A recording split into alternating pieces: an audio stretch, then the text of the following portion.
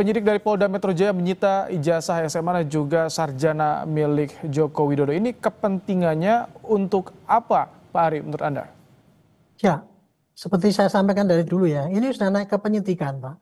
Jadi langkah-langkah dari penyidik sekarang ini adalah mengumpulkan barang bukti, mengumpulkan saksi dengan cara yang sesuai dengan undang-undang. Kalau sudah sampai pada tingkat penyidikan, maka pencariannya itu harus berdasarkan pakai semangat ataupun legalitasnya itu pakai pro justisia. Meriksa saksi juga pakai kop pro justisia, gitu kan. Kemudian menyita barang juga ini kalau dulu kan waktu tahap penyelidikan hanya pinjam saja, melihat-lihat gitu membandingkan. Tapi karena ini akan dijadikan sebagai barang bukti, ya maka ijazahnya apapun barang bukti yang ada di sana itu disita kemudian. Oke, jadi prosesnya Dan akan itu berbeda disimpan oleh dengan yang penyidik. terjadi di Bareskrim ya. Ini Nah, murni yang dilakukan oleh penyidik di Polda Metro Jaya, Pak Ari ya. iya, iya.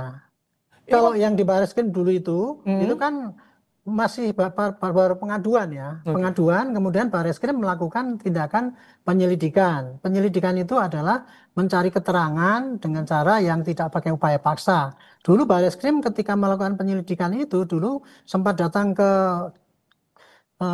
Gama juga. Dan di iya, sana melihat-lihat semua dokumen-dokumen yang ada, termasuk kalau nggak salah juga apa ijazahnya ataupun dokumennya Pak Jokowi itu semua diperiksa dulu.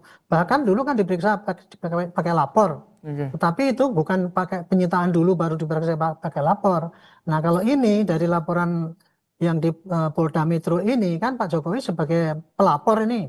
Hah? Pelapor kan kemudian sudah naik penyidikan, maka pelapor itu Pak Jokowi menunjukkan ijazah aslinya. Nah, Oke, itu kemudian nanti akan disimpan oleh penyidik dan itu pasti akan disita dulu. hmm, Nanti akan dilampirkan di dalam berkas oke. yang akan disampaikan nanti apabila selesai nanti dikirimkan ke kejaksaan gitu. Oke. Ini kan sudah sempat diuji keaslian di Bareskrim, namun di Polda Metro Jaya kembali disita.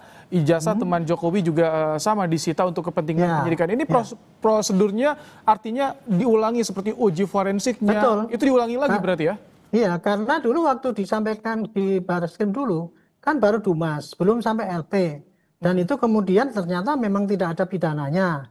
Kemudian tidak dilanjutkan penyelidikan. Berarti kan itu nanti kalau itu cuma berhenti gitu aja. Sedangkan kalau yang di Metro itu, hmm, ini yang akan disasar oleh Pak Kapolda Metro itu adalah membuktikan ijazahnya Pak Jokowi itu asli apa enggak sampai disampaikan di depan hakim sana.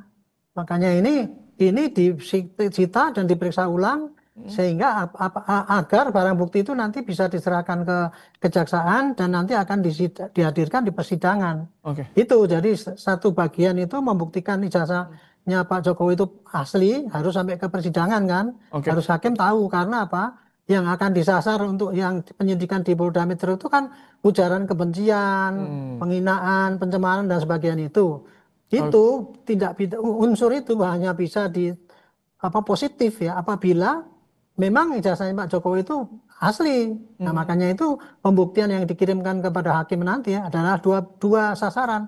Membuktikan ijazahnya Pak Jokowi itu asli di depan hakim Oke. sehingga ujaran kebencian dan sebagainya itu bisa menjadikan dakwaan untuk menjatuhkan pada tersangka-tersangka itu gitu. Oh, oke. Biasanya kan kalau untuk di kasus pidana, ya, ekspos sering gelar perkara oleh penyidik. Itu suka Ya, ditunjukkan tuh barang bukti yang ya. sudah dikantongi. Apakah dalam hal ini juga bisa jadi nanti barang bukti termasuk ijazah Jokowi ini bisa ditunjukkan pada publik? Seandainya penyidik mau bisa saja. Seandainya penyidik mau ya. Itu bisa. Dalam kasus-kasus yang biasa itu kan misalkan kita nangkep apa begal kan ada parangnya di situ ditunjukkan gitu. Itu dalam pidana yang murni yang biasa. Tapi kasus ini kan bukan kasus murni pidana nih Pak. Di belakangnya ada unsur-unsur politik untuk menjatuhkan seseorang. Sehingga kalau memaksakan untuk menunjukkan Pak Jokowi itu menunjukkan di depan umum kan mereka kan kayak gitu itu. Itu tindakan anarki itu. Kalau penyidik itu nuruti kayak gitu, itu namanya kan berarti kan menuruti tindakan anarki demi untuk kepentingan kepentingan orang-orang yang nggak benar itu gitu. Oh, jadi, Itu kira-kira eh, sehingga sekarang yang penting penyidik itu melakukan penyidikan sesuai dengan prosedur ya. Ya udah sita-sita kemudian diperiksa-periksa gitu. Nggak perlu lagi untuk ditunjuk-tunjukkan ke depan orang. Nah, oke. satu lagi mengenai apa gelar itu Pak, gelar gelar perkara itu harus terbuka, tidak ada keharusan. Tapi Hmm, kalau untuk menjamin transparansi kemarin itu waktu di Bareskrim. Karena apa? Karena waktu itu kan mau dihentikan. Makanya saya bilang ini karena mau dihentikan, maka tidak ada kesempatan lagi untuk menunjukkan ijazah itu di depan umum atau di depan hakim kan gitu. Makanya saya waktu itu menyarankan dilakukan gelar perkara terbuka. Nah, tapi kan ditanggapi oleh mereka bahwa seakan-akan itu harus.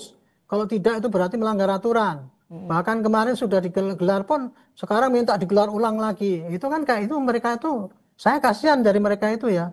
Mereka itu sangat bersemangat dengan menggebu-gebu, dengan menerangkan pada rakyat bahwa prosedurnya seperti ini. Padahal mereka sendiri itu nggak ngerti hukum sama sekali itu. Kalau Untuk permintaan soal prosedurnya, gelar gitu. perkara khusus, Pak Ari, ini bagaimana? Dan juga tadi dipertanyakan soal pemeriksaan dilakukan di Mapolresta Solo. Ya. Nah, mengenai pemeriksaan itu ya, penyidik itu mau memeriksa di mana-mana tuh bebas saja. Yang dicari yang adalah kemudahan. Kan apa? Kan banyak saksi yang ada di Solo itu tadi. Jadi bukannya hanya Pak Jokowi doang kan yang diperiksa, sekalian ya saksi-saksi yang ada di sana, penyidik ke sana kemudian memeriksa. Itu periksa itu mau diperiksa di mana saja nggak ada larangan. Bahkan saya sendiri waktu masih dinas itu ya, kalau memeriksa seorang keberatan orangnya nggak bisa, kita periksa di rumahnya juga bisa. Yang penting memenuhi syarat, tidak ada pemaksaan, dan yang disampaikan itu tidak bohong, tidak dikarang-karang, itu nilai daripada pemeriksaan atau penyidikan. Gitu. Jadi tidak ada larangan, tidak ada keharusan. Itu tadi kan Pak itu bantah, wah ini tidak adil. Tapi Harusnya kalau di wujud Jakarta. transparansinya bagaimana agar Apa tuh?